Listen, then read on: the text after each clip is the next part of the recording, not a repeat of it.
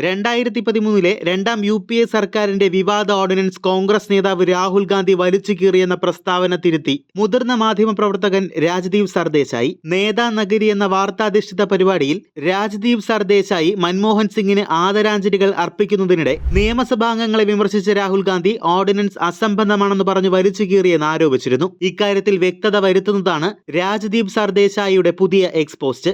2013 ഒരു വാർത്താ സമ്മേളനത്തിൽ കുറ്റക്കാരായ നിയമസഭാ അംഗങ്ങൾക്കെതിരായുള്ള UPA രണ്ടാം സർക്കാരിന്റെ ഓർഡിനൻസ് വലിച്ചു കീറണം എന്ന് രാഹുൽ പറഞ്ഞിരുന്നു. അത് വാക്കാലുള്ള അദ്ദേഹത്തിന്റെ അഭിപ്രായ പ്രകടനം മാത്രമാണ്. 2012 ഒരു പൊതുപരിപാടിക്കിടെ രാഹുൽ ഗാന്ധി പേപ്പർ കീറുന്ന ചിത്രങ്ങൾ ഓർഡിനൻസ് കീറിക്കളഞ്ഞതായി സൂചിപ്പിച്ചുകൊണ്ട് ചിലർ തെറ്റായി പ്രചരിപ്പിച്ചു. ഈ സംഭവങ്ങൾ 2014 തിരഞ്ഞെടുപ്പിനെ പ്രതിപാദിക്കുന്ന തന്റെ പുസ്തകത്തിൽ രേഖപ്പെടുത്തിയിട്ടുണ്ടെന്നും സർദേശായി പറയുന്നു. ഇക്കാര്യങ്ങൾ ചൂണ്ടിക്കാട്ടിയവരോട് ക്ഷമയും നന്ദിയും അറിയിക്കുന്നതായി രാജ്ദീപ് സർദേശായി എക്സിൽ കുറിച്ചു.